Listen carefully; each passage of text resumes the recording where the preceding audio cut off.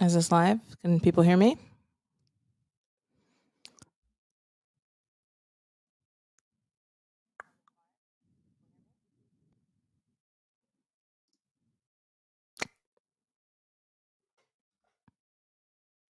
Yeah, just looking at myself on YouTube with a minor delay, and it's a bit strange. All good. Nice. Well, welcome to this subscriber live stream thing. Welcome, Norwegian Polar Bear, and welcome, Steve. Um, this I thought this was going to be like a very subscribery type thing. I haven't really done many of these. I know I should be doing more. But yeah, I mean, life really, in the most literal of ways, got in the way. Hi, David the gnome. Yeah, it's been a very strange time. I mean, strange, tragic, busy, just having to do a lot of things that I didn't expect I would have to do. But now I'm kind of hi, King Salmon Fish. So yeah, it's been a strange time. But I also yes. Good first question. Yes, I did go see Paul Gottfried speak, and Paul Gottfried is excellent. And I talked to him, and he agreed to come on the podcast. So that's going to be an exciting episode that I want to prepare extensively for. Um, Fuentes, yeah. I didn't. I To be honest, I don't really follow Fuentes. Maybe I've been memed into thinking that he's not very relevant, which may be true. I never really got into it with Fuentes. Yeah, maybe like there are some people that even I, as a subversive observer, for some reason they just don't seem that interesting to me. So I don't know. But yeah, I'll check in. I mean, was he there? Was Fuentes there? I don't know. Yeah, I mean that's what I thought. Yeah, that's you know. Oh, thank you, David. So that's what I thought with Fuentes. I feel like there are other sources that may be more relevant. I don't know. Everyone's got their favorites. Um, he's a federal asset. Yeah, I mean, maybe. Aren't we all? I mean, depending on the observer, everyone's a federal asset. Um, yeah. Small head element at the conference. Well, I have to say, small head element was very much present. That is obviously a controversial thing. Um, to me personally, it's not that surprising. I think just knowing how, yeah, kind of what the coalitions are in this space, and just it's just a very big a very big tent, and yes, small hats do abound at NatCon. Actually, I think Indian Bronson was on had a spaces going during NatCon, and I literally was there, like at the after party, just drinking my little glass of bubbly, and I just remarked, "Man, so many tiny hats." And that was like, I don't know, he was streaming with like hundreds of people. So yeah, I think, let's see. Um yeah, hint of pain acknowledging me. I don't know, man. I feel like you're quite busily posting stuff. Sending me messages, posting stuff on my wall. I mean, I don't know. I feel like subtlety is a virtue. I feel like that maybe a little bit in short supply with you, but that's it. I didn't no animus here. No problems with that. I just I get overwhelmed. Some people really like to talk to me, and then at one point I'm like, I don't know. It might be a little bit too aggressive. Anyway, when does my speech come out? My speech comes out probably sometime this week. There's not really any. I mean, they seem to have put out the keynote speakers, the actually really important people, and then I think us. I don't know. Diversity hires are going to come in a bit later in the probably this week or maybe next one. So I hope people are gonna like the speech. It's going to be a little bit kind of a building out of the stuff that I've been talking about before. So, all my railing against liberalism and all this type of stuff. So, nothing too extremely surprising. But yeah, it's going to be fairly similar. Um, yeah, hello from South Africa. Hello to you too. Let's see. There are some subscriber questions, so I might just go back to those and then come back to the chat a bit after that, because these subscribers have spoken and they want to know. So, I've got questions from Aaron Weingrad. Hello, Aaron. If you are there, I'll tell you my answers to these. So, top 3 new guests for the podcast that I made connections to book. Well, there are some that are kind of in the ether that I just kind of have to, talk to once or twice more, that are gonna come on very probably. I don't want to reveal them just in case they don't, and then they're tainted by my image, and they also decided not to come, which could be shitty. So I mean, I'm very excited about Paul Gottfried. He's quite an interesting guy. I think I'm making inroads with Steve Saylor. I think he might be coming on. I think that's very exciting for me. And then I think I might have a good connection to Heather McDonald, which I think is also a very important thinker that I want to have on the podcast. So there could be even more like bigger names, but I mean, for these 3, I'm most excited because they've been very influential in how I think, and I think they're underrated, and that's kind of what I want to promote on the show. And I think for people in our space, these are like big name guests. I mean, Sailor doesn't really go on podcasts, and if you are gonna come on my podcast, I'd be very excited. So yeah, I don't know. This is, Gottfried is a sure thing. I think he's agreed physically in my presence to come on the show. Scott Yenner is going to come on the show as well. I think he's okay too. But yeah, like really big names. I mean, Marco Rubio is not going to come on the show, but I don't think anyone's too disappointed in that. And that leads me to my second question: like, how much debate was there between old and new right?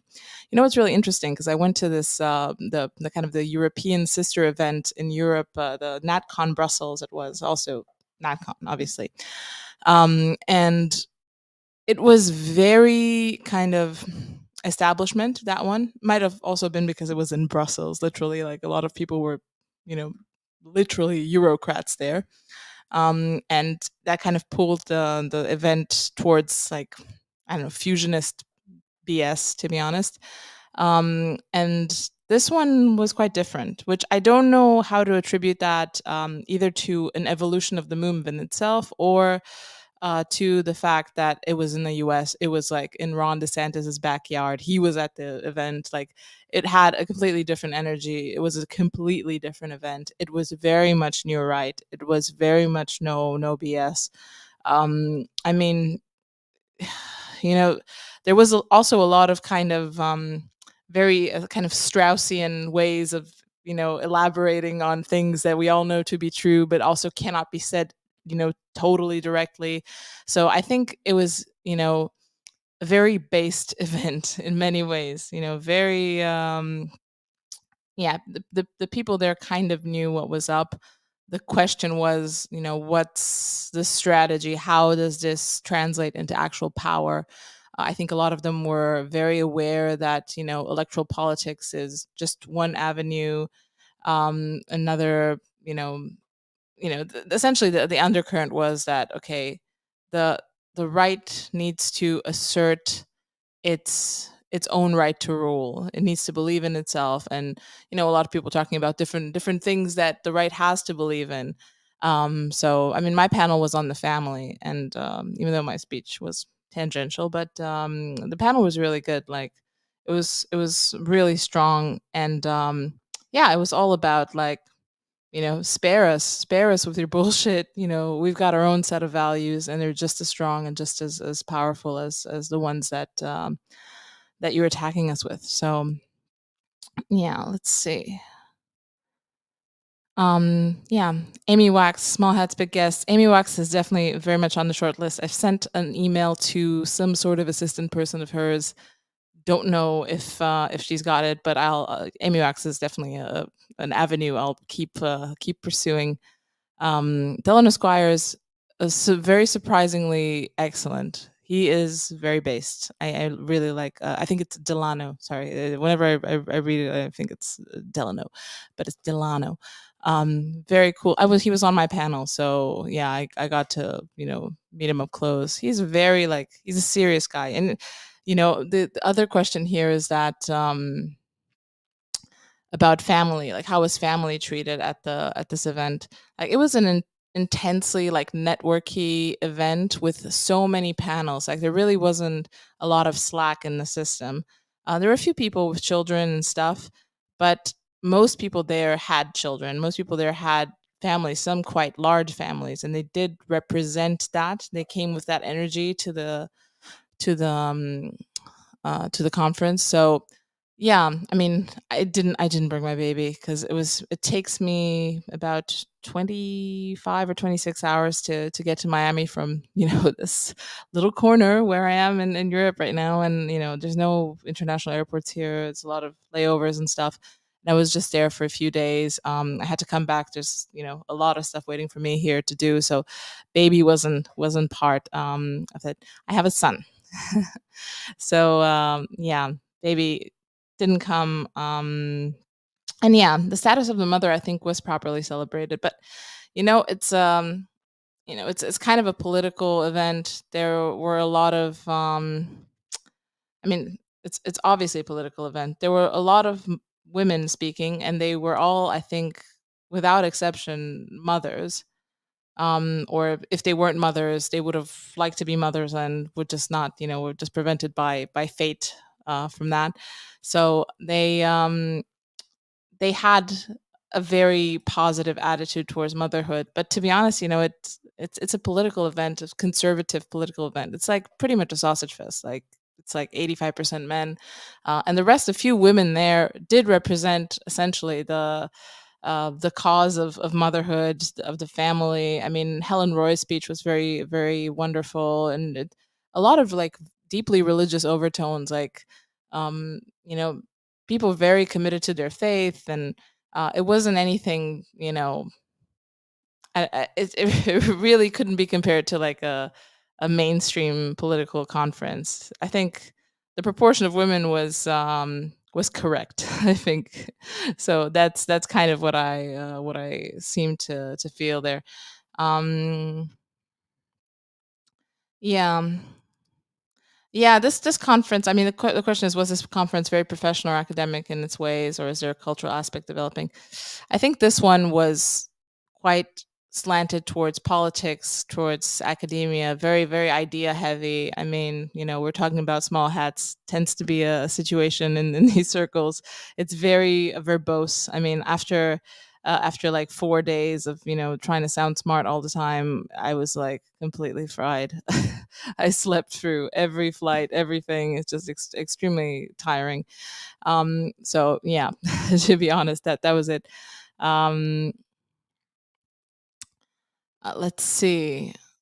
I'll just go through all of these. And the follow up here is, given the niche and message you are often writing and expressing, isn't it important for things like NatCon to try to develop artistic, cultural, and social family aspects? Can you speak to the impulse to always be about intellectualism versus lived conservatism, rightism? Um, yeah, I think this is always a tension. I mean, um, there are roles for different type of action in every movement. At the moment, I feel like we're still the way I describe it, we're still kind of at the post-it phase of whatever this is, and people are just throwing things against a wall and seeing what sticks. And the thing that I really like about NatCon is that it does really allow you to do that. Like I feel like my speech was kind of esoteric, but it was pretty out there, and everyone was just like, excellent, awesome, yeah, this is very good. So there wasn't any pearl clutching, and there were speeches that were even more, who like I didn't hear it exactly, but I heard it recounted. Like David Azarad's speech apparently was quite quite sailorish in its own ways, and there are all sorts of things like that. that appeared during the show. Um, let's see.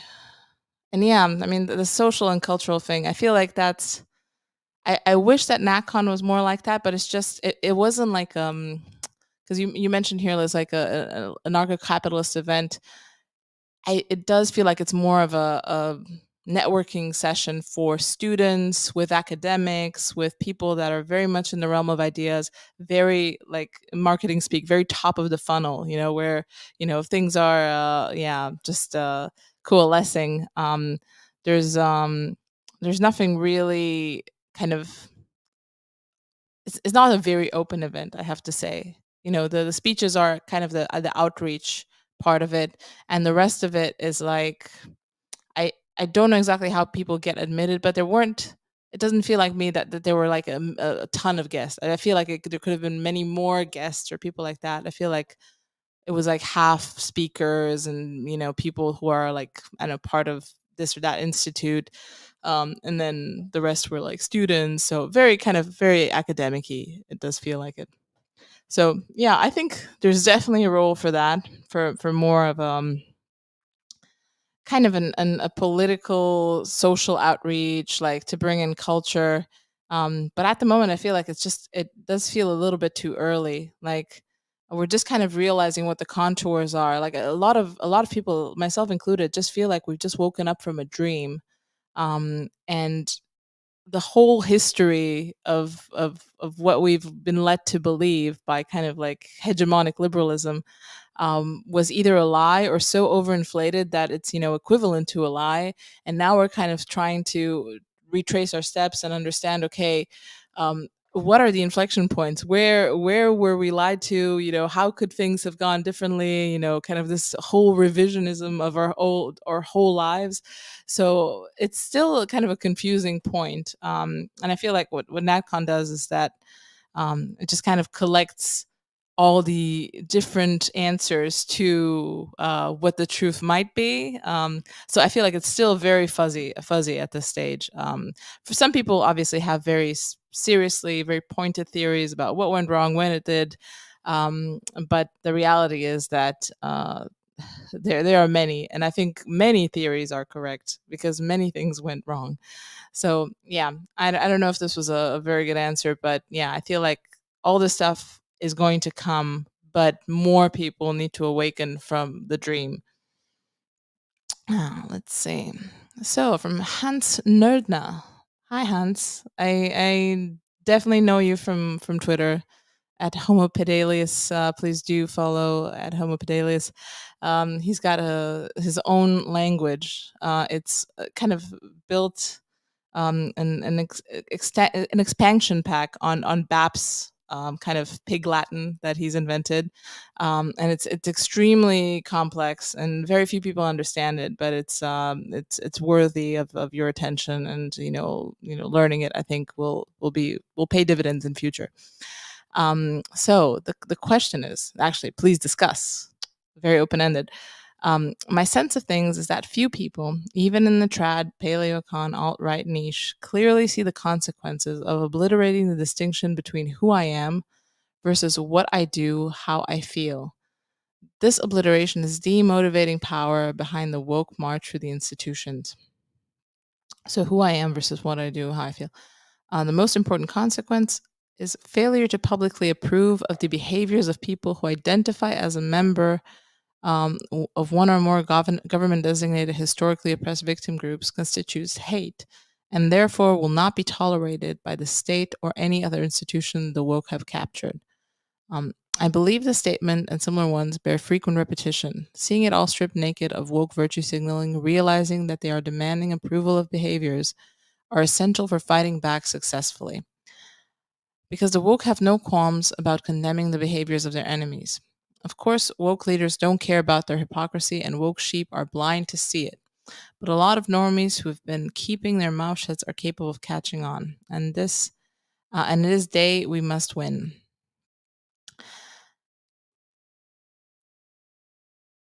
Yeah, so I think what you're highlighting here is the difference between who I am and what I do, how I feel. Um, yeah, I think, yeah, the idea that, identity is now something that um, you can kind of act out in the world, and then that deserves not only tolerance from other people, but a kind of explicit appreciation um, for all of this. Yeah, for the prosthetic breasts or whatever newfangled thing is appearing. Um, yeah, I think that's true. I think identity has become a strange kind of catch-all for kind of a void that people feel because they miss real identity. Real identity is forged in struggles, and forged in relationships with those around you. And if the struggles fall away, and if the relationships with those around you fall away, which are very often intertwined in very deep ways because we struggle for the people around us, then you kind of have to fill that gap with all sorts of consumer identities. And consumption starts from buying a TV, and apparently ends with buying a new organ, or remodeling an old one, because I guess that's how you make a new organ. So that's an interesting shift. And yeah, it feels like we're going further and further down that path. um, I feel like the reality is going to catch up with us, and sadly, in a way, we're going to probably see a rollback of this stuff just because of a return of history. Like, I don't know, I'm very worried about energy. I really am worried because there are a lot of kind of epiphenomena that happen in reality. You can't really have a connection to reality, um, at the moment, like a very direct feedback with reality. You just kind of sit around and observe the information infrastructure, and you take little bits and pieces, and base reality doesn't seem to change from day to day. But now it is changing from day to day. Like energy, like my gas provider just can't cancel their contract with me. Energy is, there's price fixing in energy around here, and even Romania is actually quite a should be quite an energy independent country because we have our own energy. We've got gas, we've got oil, we've got nuclear, we've got all sorts of pretty good energy situation, but we're still kind of intermingled with the European energy market, and that is not good. And it is really scary. And I've got business partners in Germany which are affected by the which is now essentially a meme on Twitter, that, the prices grew 11, 12 times. Like, these are like heavy industry manufacturers. You know what they're doing? Nothing. They've stopped producing. Like, they're going to keep, their employees in limbo for a few months, but then they have to fire them. Like, this is real world stuff. It's happening to people I know. And it's like one of the, COVID obviously was a time when all the memes were flowing into reality, and there was police yelling at me on the street to go back into my house because I don't know, but it feels like with all of these things, um, politics from the big show that we are participating in has become very much an arena of day-to-day struggle. And with inflation, everything, like, I mean, energy is just people just, I feel like they don't realize how uh, tied into everything it is. And that if you think we have inflation now and the energy crisis is just starting, it's ramping up, um, you should see what inflation we're going to get in like 2, 3, 4, or 5 months a year. It's going to be brutal. It's going to be brutal for the people who are already kind of teetering. So yeah, to be honest, that's kind of what scares me. And you know politics, aside, in a way, I think reality is going to reassert itself, and a lot of the identity as consumption issues will have to just fall away. In the sheer fact that people will have trouble heating their homes, feeding their children, and we're going to be hit by so much entropy that we're going to regress to the historical norm, or hopefully above it, but it might not be the case. I mean, we've been living on so much cheap energy, so much hydrocarbon density that people just don't realize what it feels like to not have that. So yeah, we shall see. We shall see what gives first. Might be a quick resolution to the conflict in Ukraine, which I hope for more than anything at all. But yeah, we'll see what happens there. Anyway, long answer, but yeah, I hope this is in any way useful. Let's see. There was another question in Substack. Um, let me see exactly what it was.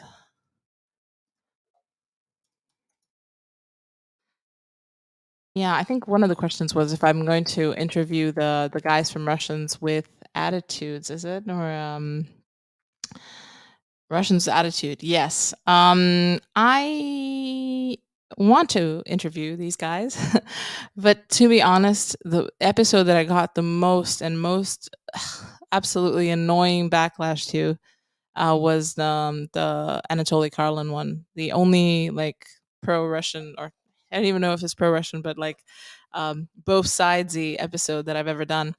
And it's just like people and people. I don't know if these are bots or I don't know, government employees or something, but there are some nutty people out there who just like constantly come into my inbox, post, just like I don't know, ideation like, I want you to see you get raped in front of your child by Russian soldiers, and like, whoa. And not that, I'm too stressed out about people just writing shit on the internet. But I mean, I wouldn't be doing this if that was my main concern.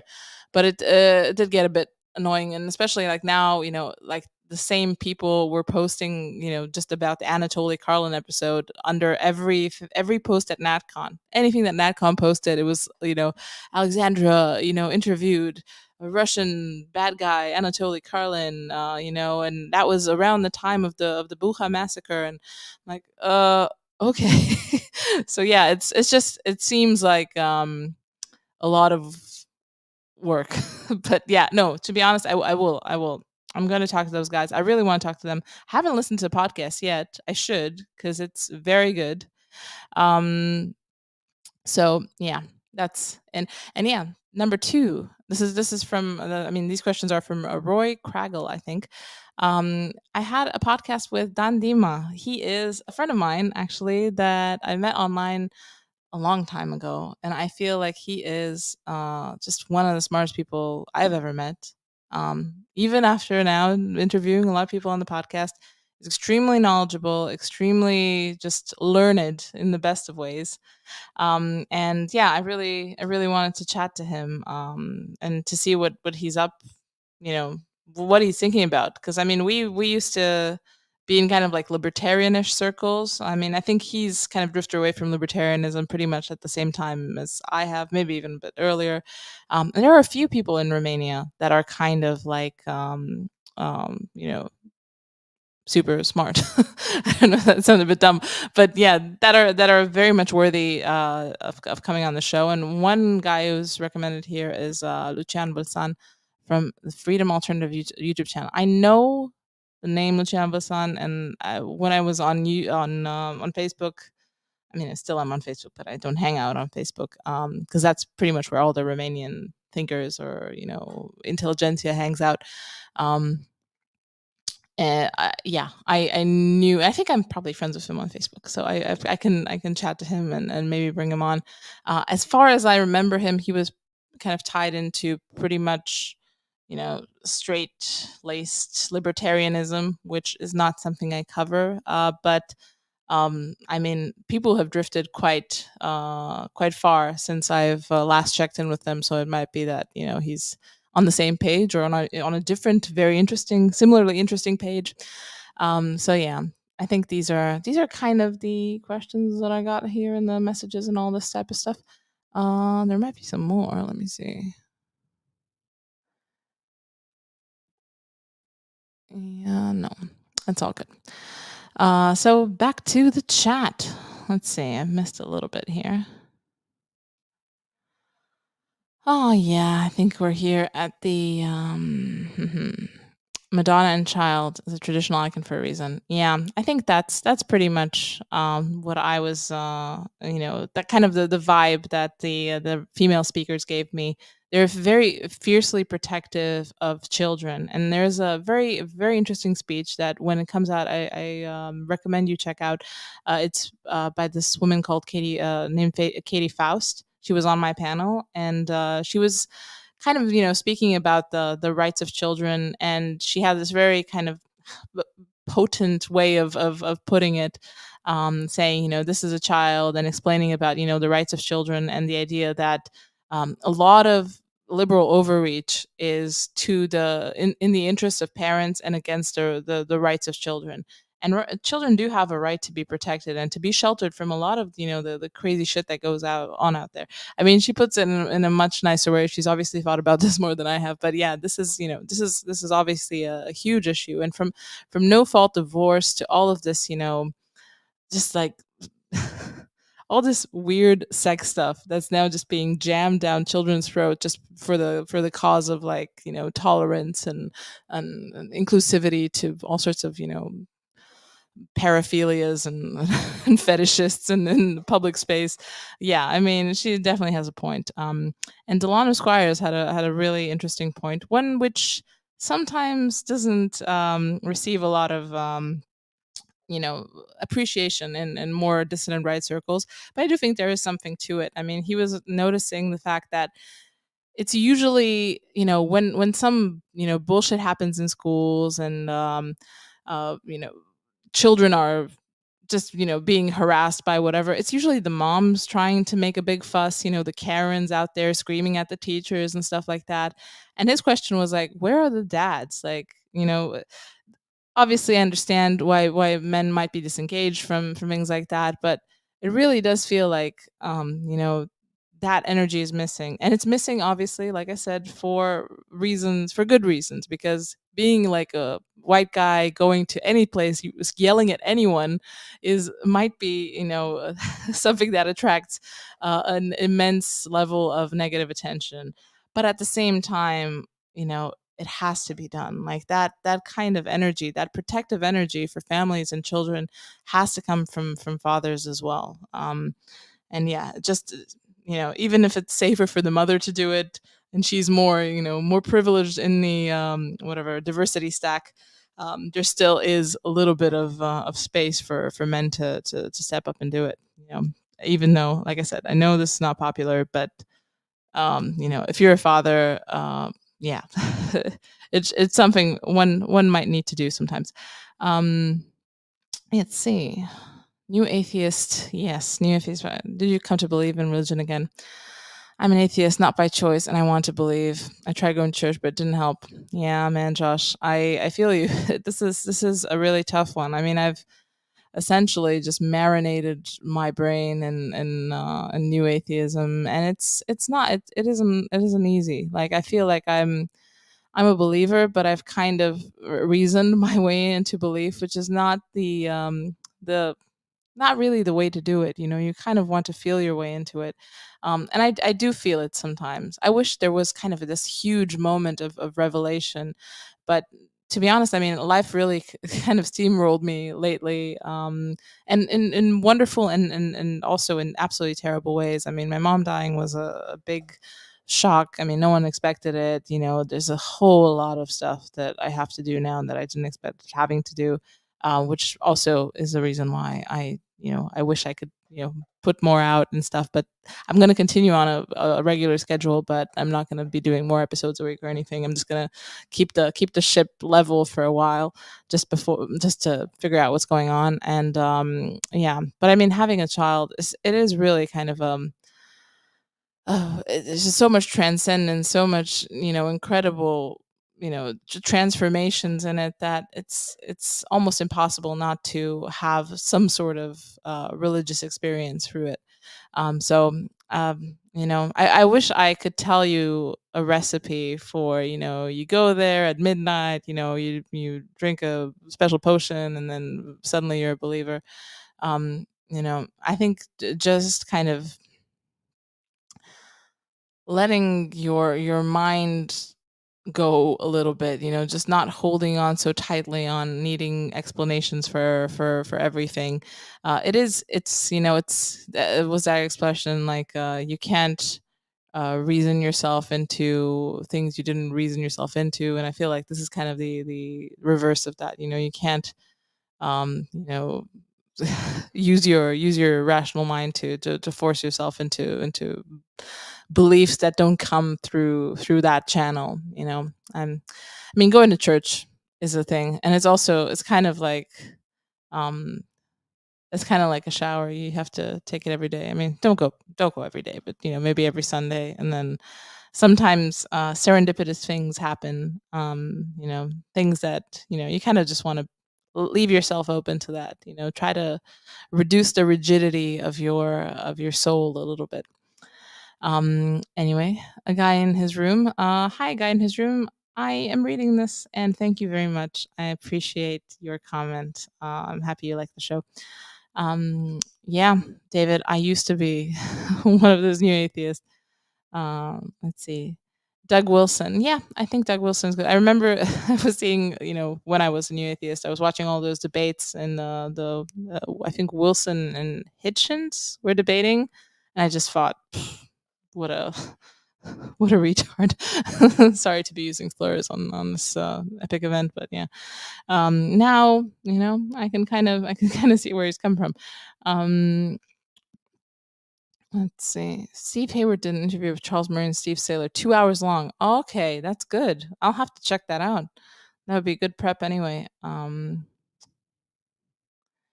Many big name secret anons must have been there. You got it right.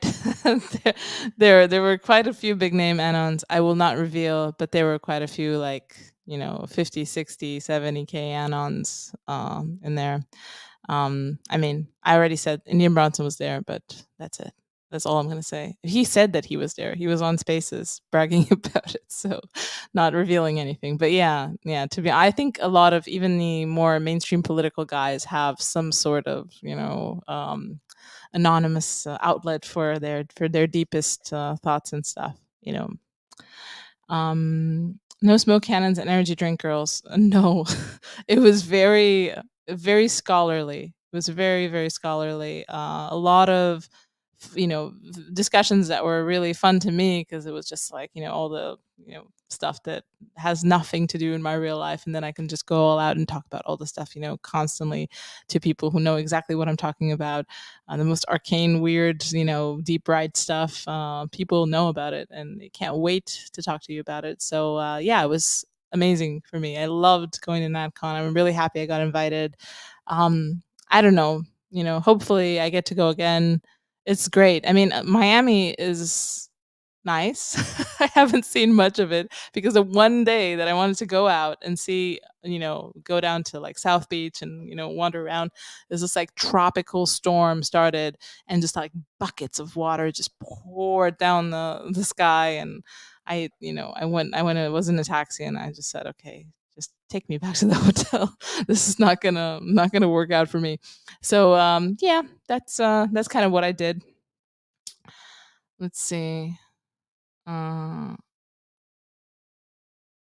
I remember when Murray came out to try and shame small hat criticism a few months ago. It feels like Murray came out trying. I don't know. Did he? To remember. What did the small hats criticize him? Oh no, try shame criticism of small hats by, yeah. I don't know. I know Douglas Murray. Which one? Charles Murray, Douglas Murray. Um. Uh-oh. Okay, King Salmon Fish, you've been through a lot, man. Yeah, I'm sure you're okay. I don't that's the thing. I feel like you've got so much stuff going on that I don't even know where to start. To be honest, that's my personal reaction. I'm sure there's a lot of super interesting stuff that you went through and dealt with, but whoa. So, Jared Kushner, maybe in drag. I don't know. I haven't seen him there. I really don't. He wasn't directly involved in this for sure. Um, yeah. Yeah, I get the impression the center right is being nudged every right word. I get the same impression. I mean, I'm looking at, people that I used to watch when I was kind of more into the IDW. I just watched, what was it? Benjamin Boyce, which was actually one of the, no, the first bigger podcast that I ever went on. And I remember telling him about, criticism of liberalism back then. And he was like, what? People criticize liberalism. And now he just had like the distributist on, and he was very aligned with the critique of liberalism. He was, I feel like in the meantime between that podcast, which is probably like September, October of 2020, and now, him, Sargon, people who were kind of centrist were kind of pummeled into submission by the revelation that is, criticism of liberalism from the right. Call it whatever you like, post liberalism, NRX. So yeah, I do think the center right is being nudged every right word. And I feel, what was really interesting, like, Yoram Hazony in his like his final speech of the show of NatCon, to sum it all up. And the final paragraph, he said, he mentioned the dissident right. He said something like, "Even the dissident right agrees with us on some things." Like he really, is trying to make the tent really big. He's very friendly with a lot of people who, you wouldn't think would be his taste. So I don't know. I feel like my personal experience with Yoram has been stellar. I mean, I've met his family. The man is, a biblical scholar. He really walks the walk. He's done so much to bring people together. I mean, I understand that people have, issues with him. I don't know exactly how broad his commitment is to Zionism or things like that. I really haven't read any of that. I've read his book. I agree with it. He's obviously, a very religious man, and he sees the world from that perspective. I mean, I'm probably not as religious and not as knowledgeable about religion, but, to be honest, it's a pretty good vision. And he's putting it forward, and he's creating space for people, even people like me, who, I mean, I really don't feel like I hold back and stuff that I say. Maybe I'm not as J pilled as some people, but I just know that, the people that I look up to, a lot of them are just, they're Jewish, and maybe many of my friends, happen to be Jewish, and, many of my friends on the dissident right, on the deep right, Moldbug is Jewish. It's, I feel like, the, early life check is very, is often the case, but it's also often the case if you look at, just, the representatives of movements that I'm part of as well. Like, it's just, there's, a lot of, in-group preference and a lot of, high IQ. Combine those two, quite a bit of persecution, you get some strange situations in terms of eugenics and in terms of, life outcomes. So I don't know, that's just, I'm happy to be taught different. I'm happy to get more information. I know some of the people that I've had on my show think differently, or a bit more, pilled on the situation. It just, for me, up to this point, I just haven't been convinced, and I've known Yoram for a while now, and just seeing how he lives his life, he's literally a patriarch. A lot of people, LARP as patriarch. He has, like 1,000 children who have children of their own, and they all live in this kind of sprawling, like multi-dimensional family complex, and it's insane. And I don't know. I'm sure there are issues within the family, obviously, but, it's very admirable what he's managed to do. And someone was saying, okay, how would we translate this into real life? Like, he's really living the values that he espouses, and he's, like I said, he's done more for, I don't know, for the space than many other people. So I don't know, how much is this, trying to co-opt people, trying to funnel energy from one place to another. Might be the case. For now, I am pro. I am okay with it. So anyway, long speech, but yeah, I'm, for now, I'm a Yoram Hazoni stan. Always open to, to criticism, but still. Um, let's see. Alex Tuck with Will Noland. I don't know. I don't know. Eden for his lecture on patriarchy. Cool.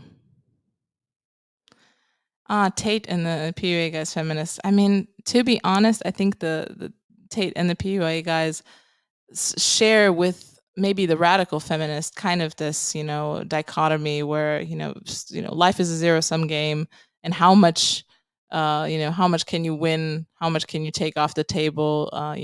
If she wins, you lose. And I mean, if you really want to have a decent family life, that's just not a mindset you can bring to it. And I feel like once you bring that mindset into any relationship with anyone, it's a bit it's a bit tricky to have a fruitful relationship, because there's always that tension that you're there to take, and yeah, it's adversarial, not cooperative, and that's a really shitty equilibrium to be stuck in.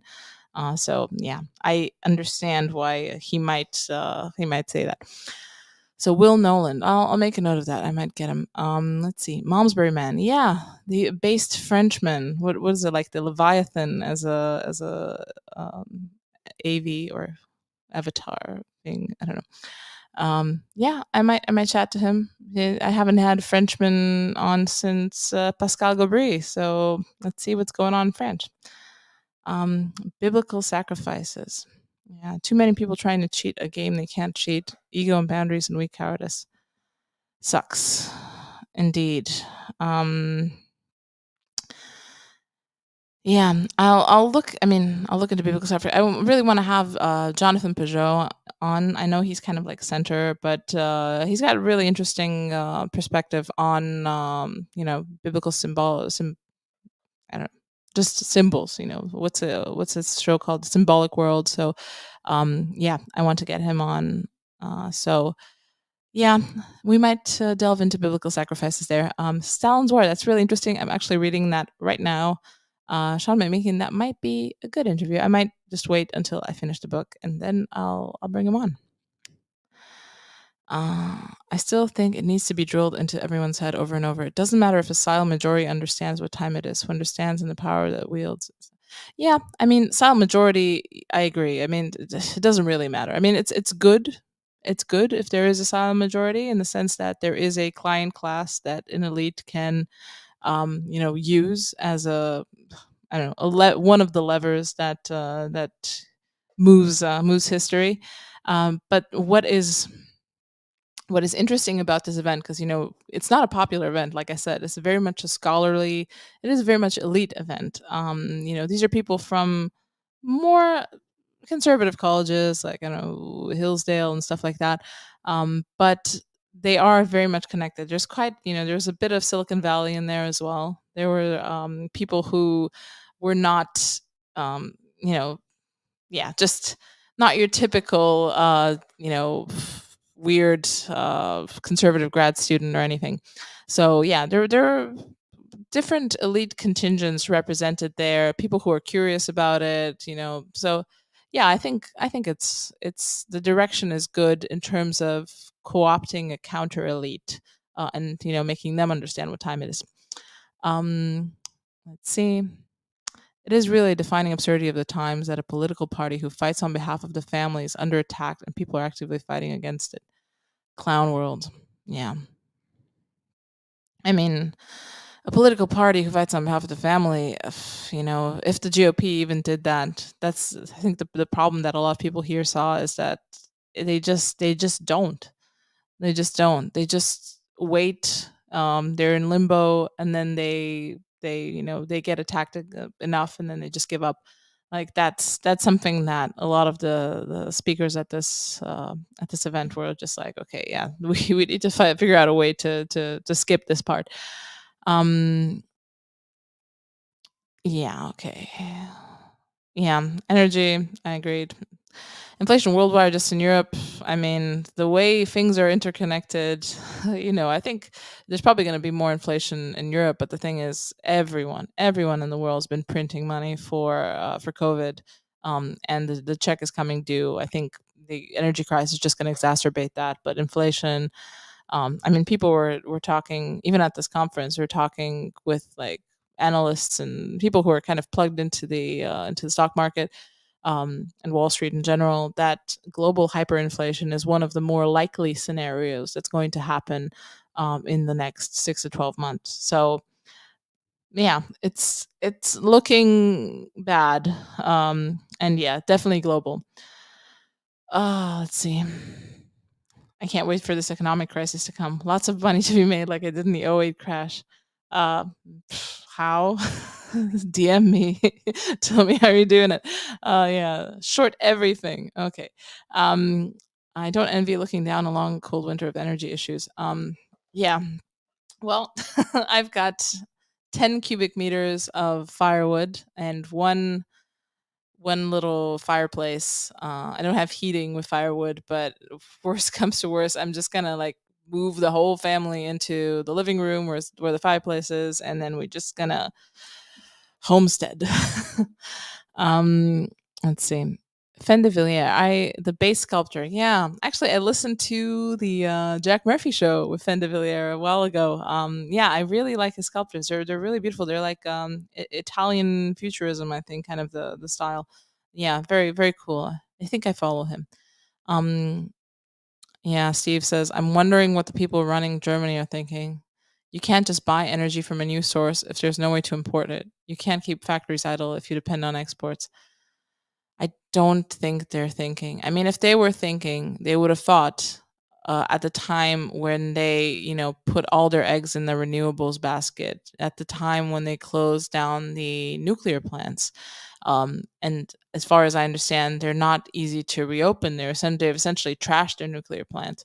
There were many, many times when someone could have, some adult could have come in the room and said, stop this madness. And I feel like now they're just kind of relying on their old just ways of expressing themselves about, just word games. Like the guy who said, "Oh, it's actually not technically insolvency if you just close down your whatever your bake shop. It's not insolvency. It's just you're just closing for a year."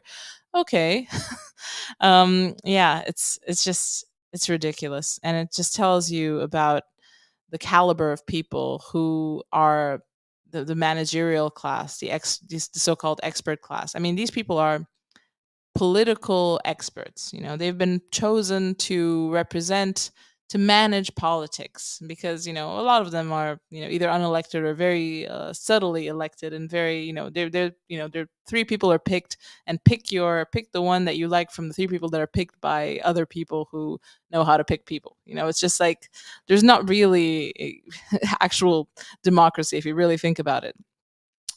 Anyway, so yeah, this the idea that the political experts have spoken and this is what they speak. Just think about all the other experts, who are appointed just the same. They're not, even in the Soviet Union, there was more respect for technical know-how than there is now in appointing these people. And Germany's like the worst offender in this. Just like it's disgusting what type of people they've put in positions of power and decision making for critical sectors, like I don't know how the economy is going to continue. Ooh, keeping the lights on, water pressure, like it's just a very basic things they have.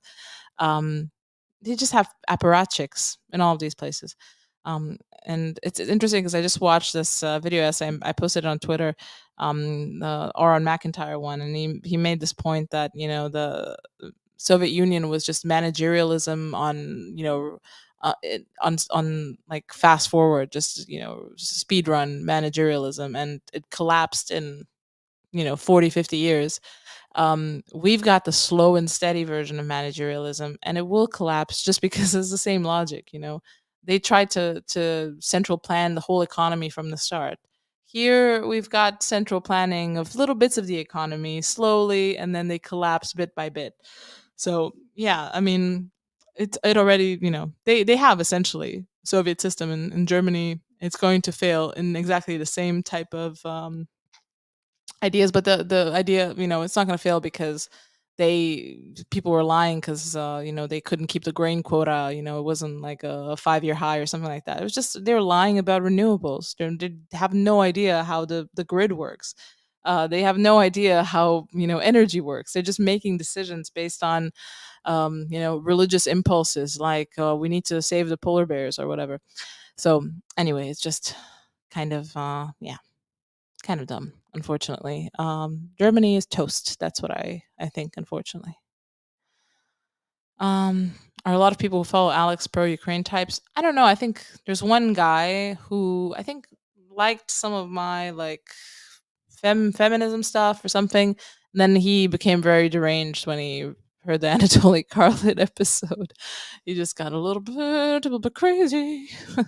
So yeah, and then he was just like, "Yeah, everyone should rape you." Okay, okay, man. Um, yeah. Have any love for the expanding Rainbow BL Empire of America? Yeah, I mean, it's coming. That's that's why I'm interested in it. I mean, I shouldn't worry about it here in Romania, but like we're kind of starting to feel the effects of all this stuff here as well.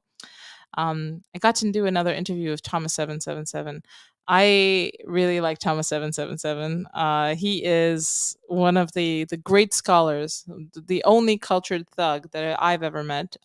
And can't wait to talk to him again. I hopefully I'll have him on my podcast.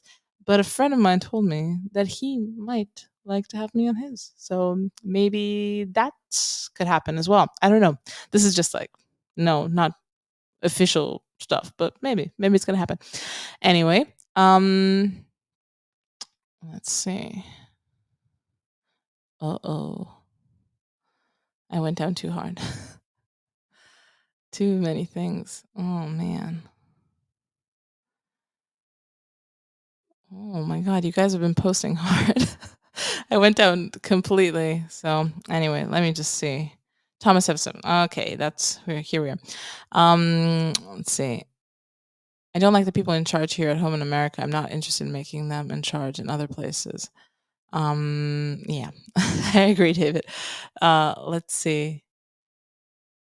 Roger Marshall says, I'd like to see you chat with Nancy Piercy. I don't know Nancy Piercy. I'll have to look her up. Lucian is now a NatCon as well. Is he? That's good to hear. Interesting. Yeah. A lot of people from from those circles became NatCons, or they doubled down on the libertarianism and then made some sort of alliance with the local libertarianish party forces. Yeah, I don't know. The smartest ones actually became the smartest ones, in my opinion, the ones that I knew from back in the day, are definitely NatCons, all of them. Um, how do you know that inflation will come on strong soon? How sure are you? Somewhat worried. Oh, blueberry muffin time. I am worried too.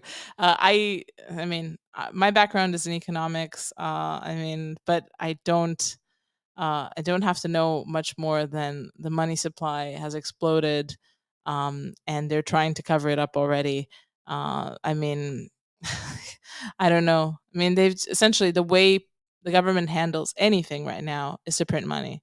It's like even here in Romania, the fact that they've put a price cap on energy, which you can't really do without subsidizing the producers and distributors, the companies that provide the money, because the price cap is for the final consumer. So they're essentially pouring money into the economy. They're printing money to pour money into the economy because they don't have it. So they're essentially, loaning out our futures by just pumping a lot of inflation into the economy.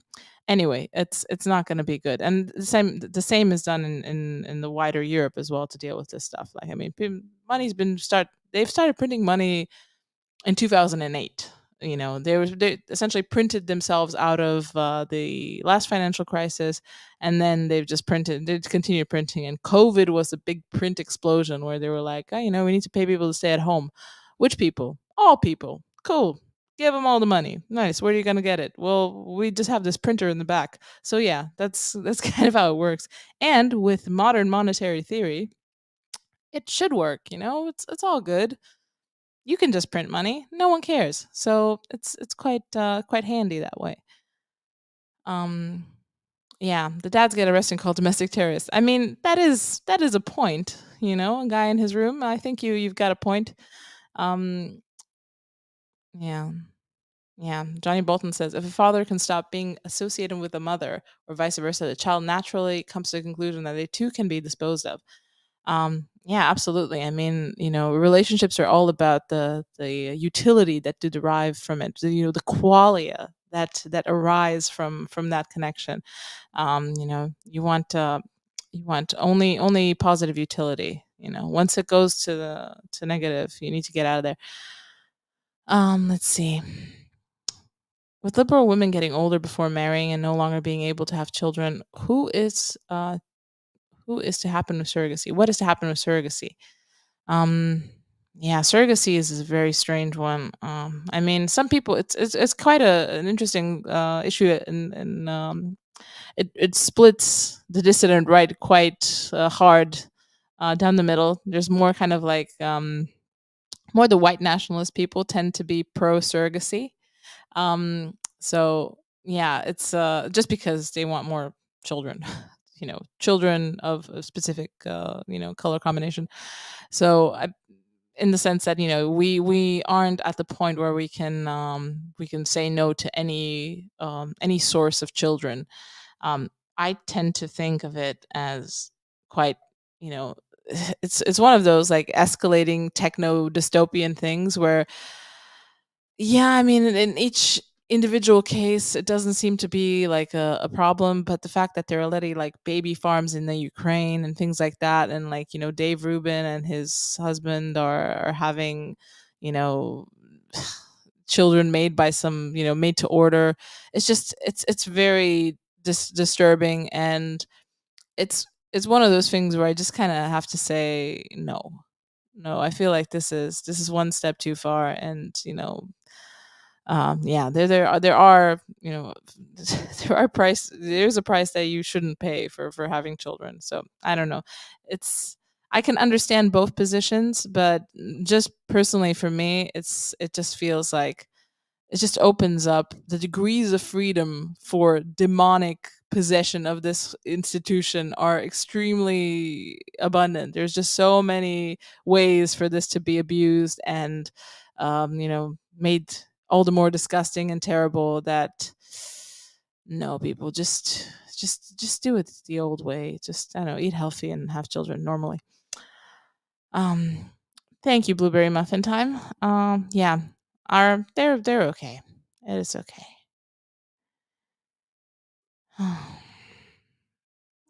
Thank you, United States of Post America.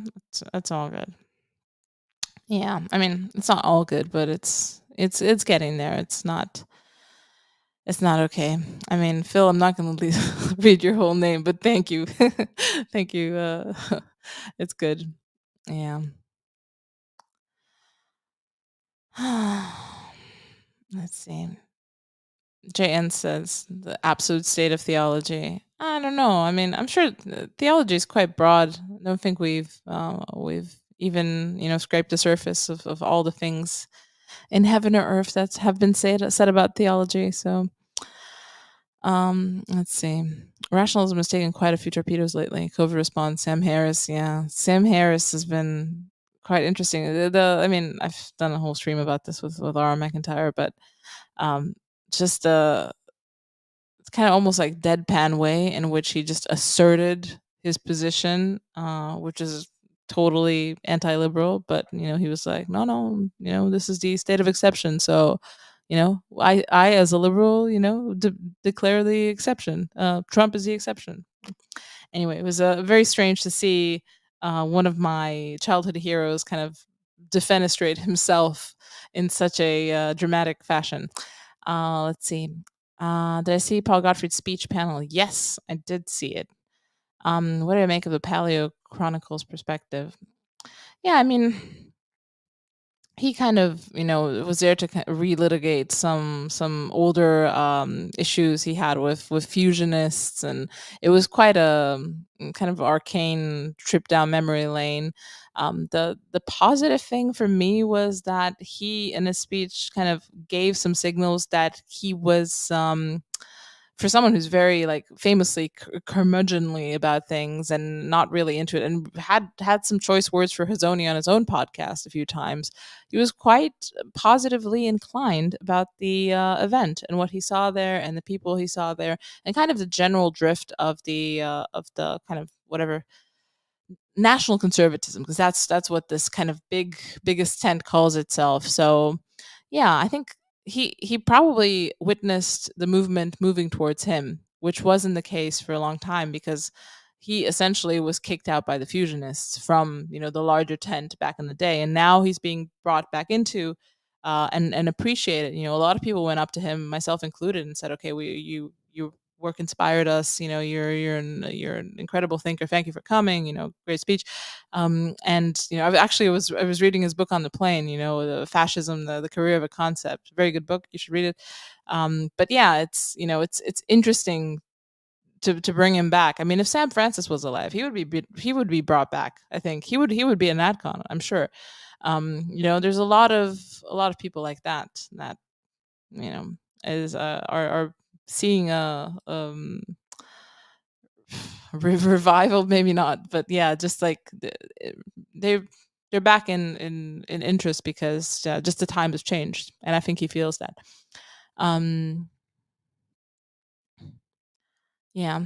Waffle Evil says the scientific method cannot justify the scientific method, therefore it itself is a dogmatic religious presupposition.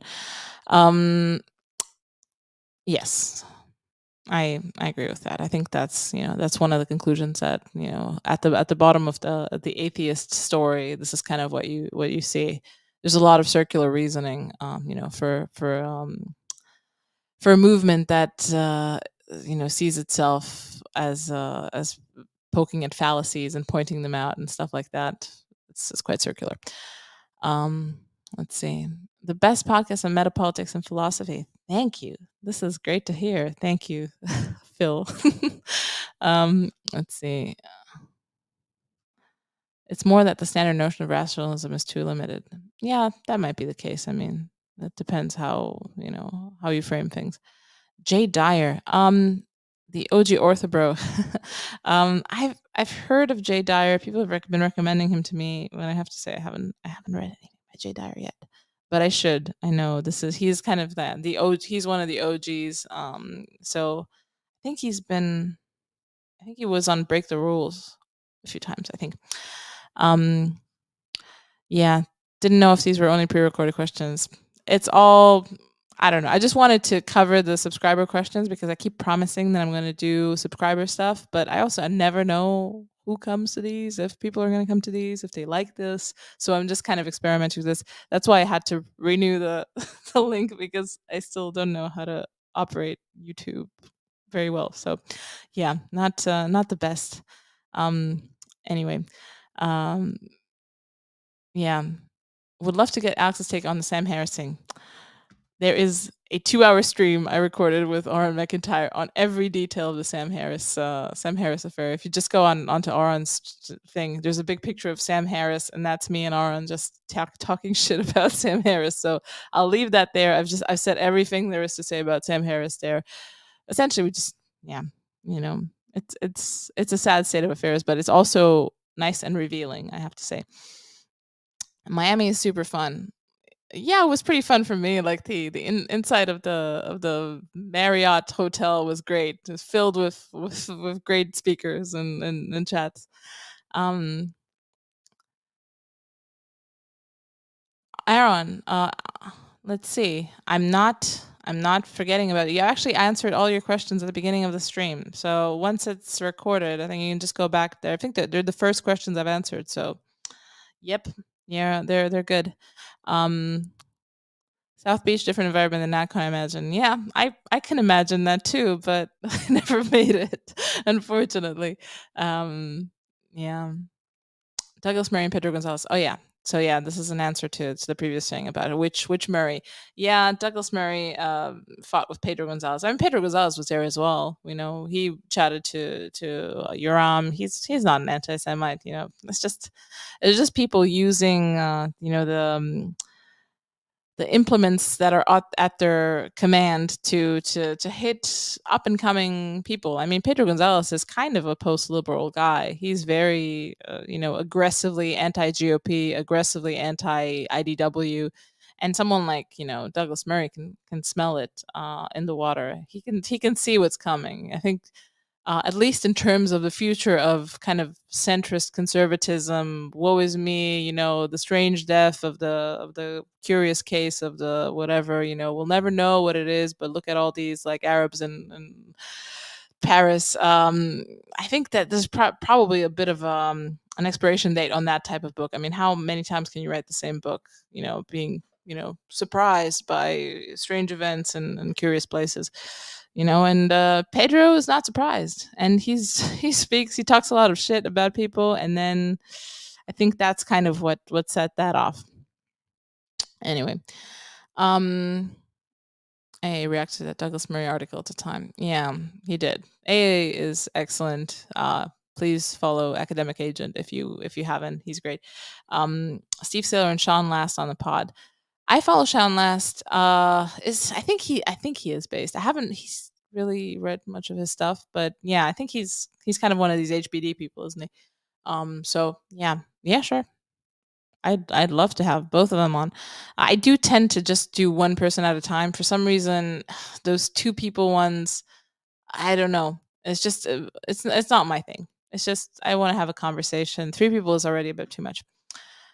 Yeah, Rothschild physiognomy. That was funny and true. I mean, whatever you think about, what the implications are, that there is a little bit of inbreeding in that family. I mean, just for conservation, for generational wealth's sake. So, I mean, that noting that is, I think, is fair.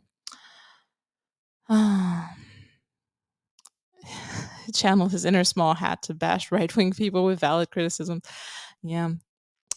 Billy the Kid says Matt Walsh tweet about black on white crime. Wouldn't have seen that 4 or 5 years ago. It's true. I feel like I can see these people like moving an inch every day, trying weirder and weirder stuff, and seeing that nothing really happens when you say these things. So yeah, I think because to be honest, all these people know. I mean, like Matt Walsh didn't figure out black on white crime yesterday. They known about this. They've seen it. Just living in an urban environment, you kind of know about this stuff. But now is a time when there is something to mine. There's some level of clout to mine from just saying stuff outright. Which I don't know, maybe is the death knell for this podcast. People are like, "Oh well, if Matt Walsh can say what you're saying, why are we following you?" I don't know. Why are you? Um, Benjamin Boyce is great. Yeah, he has a lot of trans interviews. I've watched like one or two, but I feel like I'm all transed out after that. Which I think, like you said, it's a good thing that he does that because it's essentially almost like a record for the ages. It's good. I'm probably watching your Hazoni interview soon. Yeah, I think so. I don't know if my Hazoni interview is like the best thing I've ever done or stuff like that, and I think his book is pretty good. Um, I also love to hear from the Synagogue of Satan because I have no idea what's going on. Yeah, I don't know. I don't know, David. Sorry, but can we trust Yoram, or is Yoram containment mechanism? He doesn't seem to be. I mean, I can just tell you what I've seen, what my interaction is with him. He probably is containment on some things. He's probably not like deeply J pilled, but in a way neither am I, and neither are many people like that. So I don't know.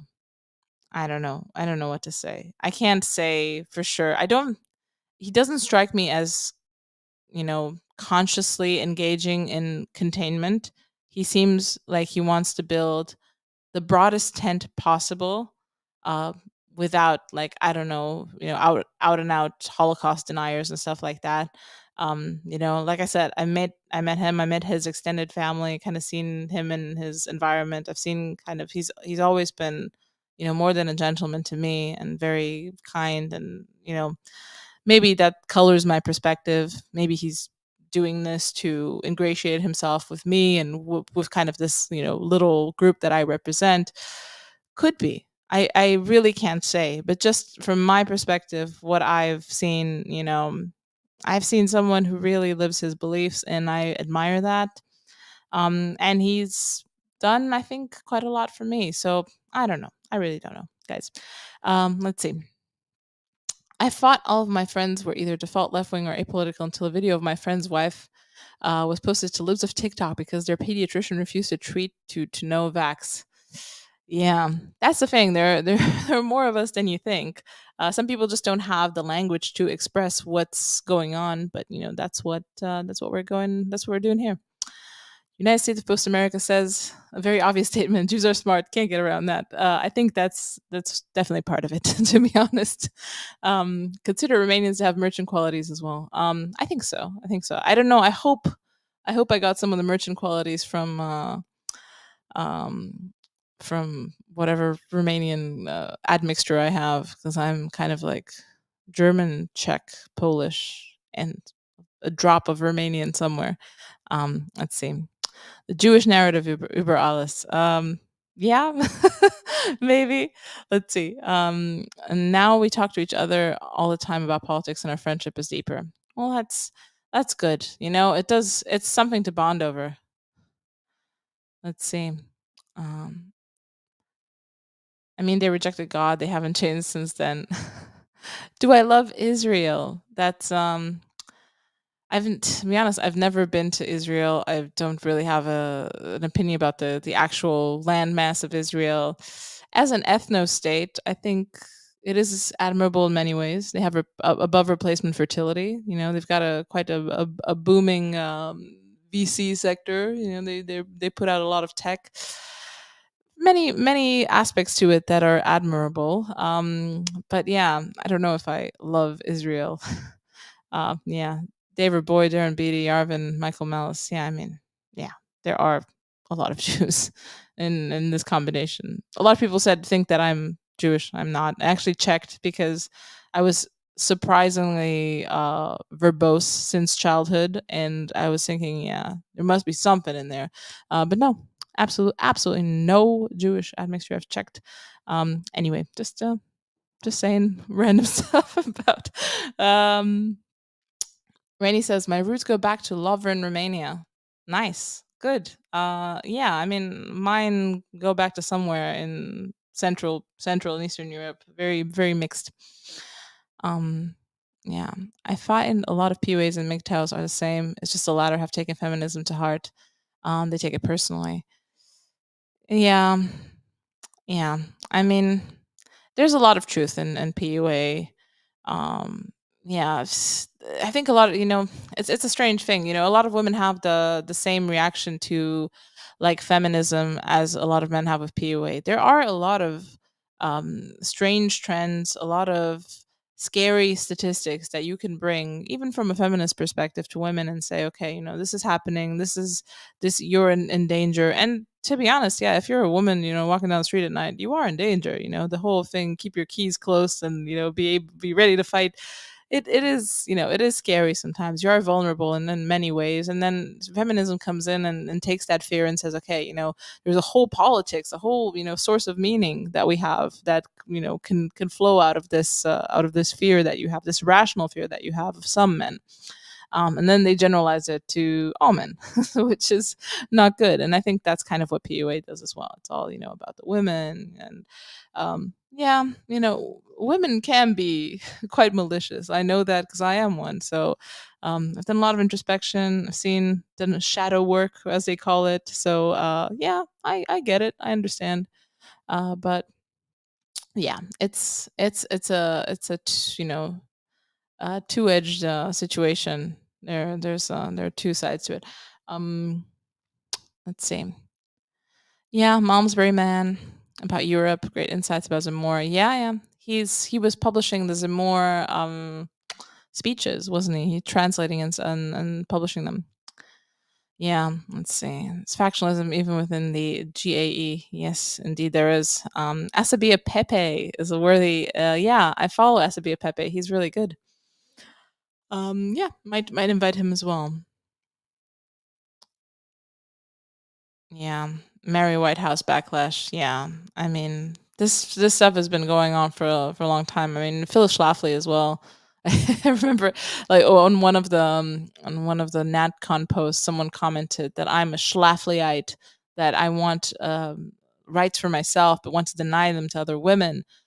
Oh my god, it's just, it's interesting that even now they refer back to Phyllis Schlafly. They have no other icon. Well, you know what? We'll provide you other icons. Don't worry. You won't have to be resorting to 60s demons anymore. There is a whole generation of Schlaflyites coming of age that you can direct your ire toward. Lloyd de Young would also be a good guest. Very knowledgeable about Islamic subversion. Lloyd de Young, never heard of him. I will look him up. Just a gold mine of potential guests. I like it. Nothing ever seems to change that much for the middle class, though, except wages and the price of housing and energy and all this type of stuff. Shorting everything won't save you from inflation. Indeed, it won't. You need to be stockpiling stuff. Prep. Let's see. I was born in a house without plumbing, so I'm used to roughing it. I think so was I. I mean, I was born in like the center of the country in a mining town. Um, so yeah, I don't remember the house I was born in, obviously, but yeah, it's nothing quite very interesting. Let's see. Okay.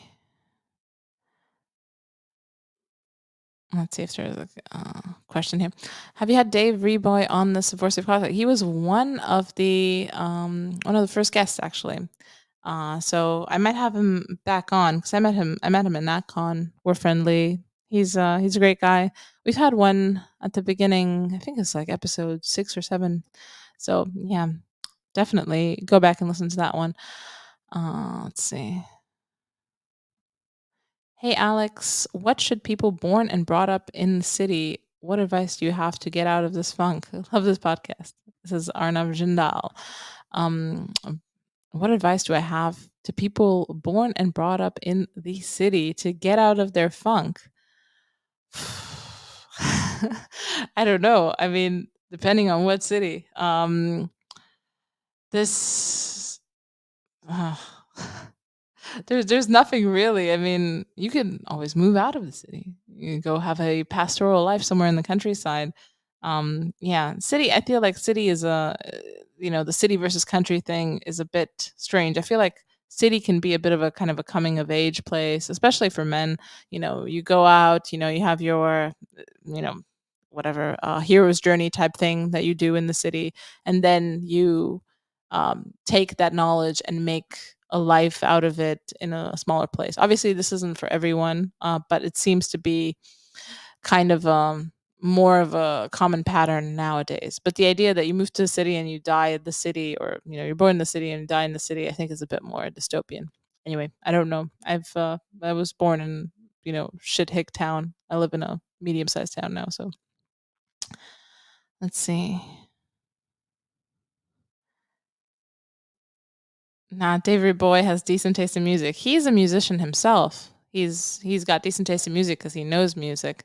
Yeah, he's always got really interesting recommendations. You should check out his Substack. It's Late Republic Nonsense. Really, really good. Uh, let's see. I think that was kind of it. Moving to the country, gonna eat a lot of peaches. I like it, Steve. I think that's a very wholesome note to end this stream on. I hope people are oh, back to the Jews. Um, oh, okay, yeah. There's a lot of division about this, and to be honest, I understand. I mean, I've been speaking to our friend AA about this, and he's got some opinions that I find very compelling about the situation. Though I'm still not completely on board. I do kind of see where he's coming from and where people are coming from about this, but at the same time I'm just surrounded by tiny hats people that I enjoy the company of, and I enjoy their scholarship and their way of life. So I don't know what to say, guys. So maybe I am the what's that? I'm here to co-opt you into moderation. Anyway, thank you so much, guys. The bread of angels. That's going on the book cover of the podcast. It's going on the front page of the podcast. I love it. Thank you so much, guys. This was really lovely. Now I'm going to figure out how to actually stop the stream. See where I am. Yeah, end broadcast. That's it.